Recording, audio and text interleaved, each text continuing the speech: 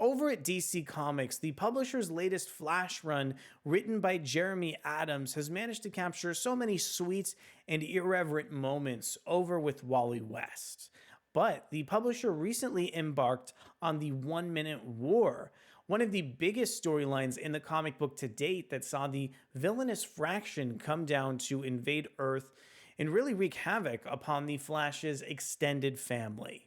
My name is Ariko Braddock, and today let's go ahead and dive into the conclusion of DC Comics' 1 Minute War with the Flash 796. But before we get deeper into the video, I want to go ahead and encourage you to consider subscribing to the channel and hitting that like button if you enjoy our content. And I want to kick things off by reading DC Comics' solicitation text to introduce the end of the 1 Minute War. The 1 Minute War Part 7. It is the final moments of the 1 Minute War. Cornered by the evil Admiral Vel, the Flash family is on the edge of defeat, but some surprising allies give the way to the speedsters one last chance to change the outcome of the war once and for all. And I want to read off the creative team on the Flash 796. This one is written by Jeremy Adams, featuring art from Roger Cruz, George Kambadais, and Fernando Pasarin. The inks are over from Wellington Diaz, George Kambadais, and Oclair Alberts. We have colors over from Luis Guerrero, Matt Herms, and Pete Pantazis, with letters over from Rob Leigh, and a cover over from Taurin Clark that I want to go ahead and show off right now over from DC Comics. I love the way that all these various Flash characters are kind of running over in this image, illustrated by Taurin Clark.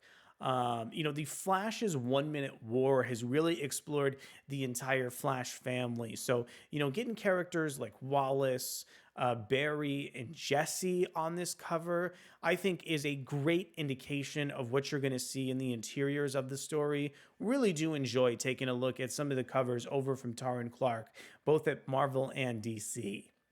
But I want to go ahead and take a look at some of the interiors of the story.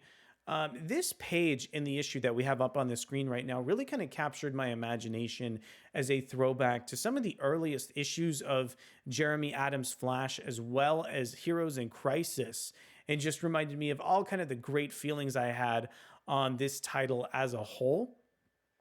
And we're kind of coming in at the decisive point over at the 1 Minute War, as the kind of gold bug in the issue has managed to kind of save Wally. And now Wally is looking to kind of, bring the war home over to the Fraction in this tale. Now, I really love seeing some of the artwork over from Fernando Pasarin in the issue. It really reminded me of the kind of first issues of The Flash and all those seminal moments, where Wally was kind of running throughout time. I love the sort of like alternate characters we get throughout this storyline, and think that people like Goldbug really kind of show the future of what the DC universe has to offer over at DC Comics. And throughout this series, we kind of see Wally take the battle directly over to Vel Anthro over in this tale. Wally's battle with Vel Anthro takes place over a large portion of, page real estate, which is great because after so much build up to a big fight between Wally and Vel, I think a lot of readers are really looking for a climactic confrontation between them in the storyline. I think artist Roger Cruz manages to capture some kind of interesting elements of this over with George Kambadais. But overall, I have to say that both Kambadais and Cruz have such a different style from Pasarin, and due to the fact that we only have a limited amount of issues kind of moving forward from DC Comics, I would love to see Pasarin be able to draw like all of the final issues of The Flash. Due to just the irreverent way that he's able to draw Wally West and kind of depict, some of his reactions over with Jeremy Adams. I think they have such kind of a special relationship. This page in particular captures so many fascinating characters throughout the DC universe, and I think really lends a sense of personality over to the issue.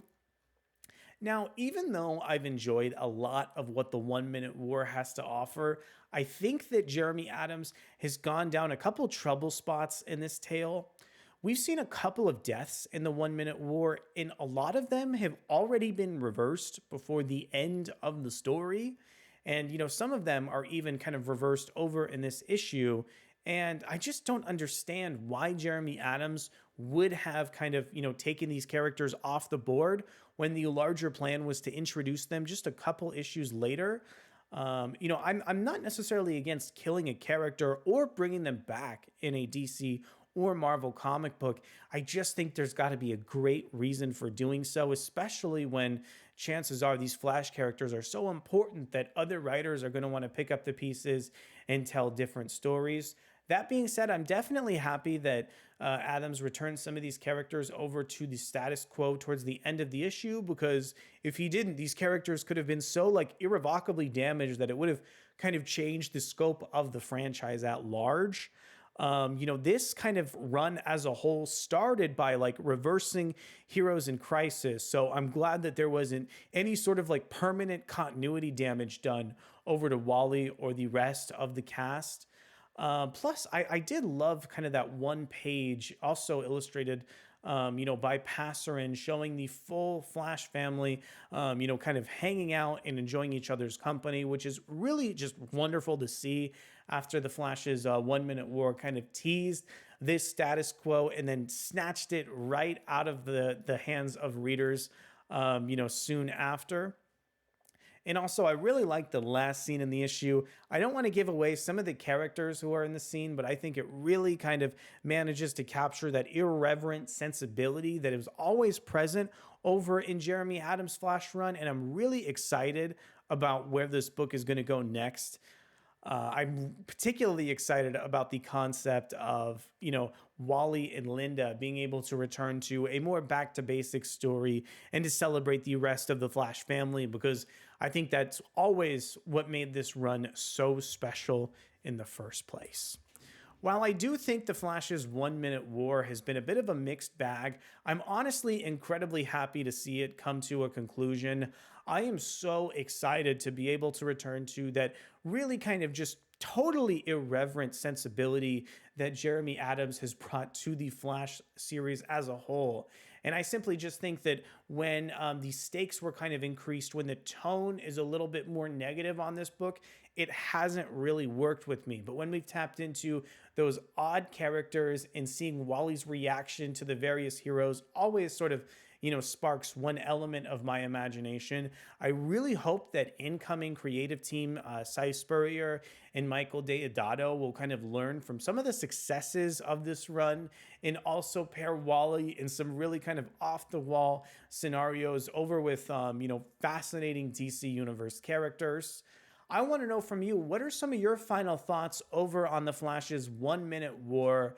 And are you excited for the next chapters of the series to be able to go ahead and wind things down before we get to Cy Spurrier's upcoming run? Let me know down in the comments below. Thank you guys one last time for coming to check out the video, and we'll be back really soon for more excellent comic book contents. Thanks so much, and I'll see you soon. Bye.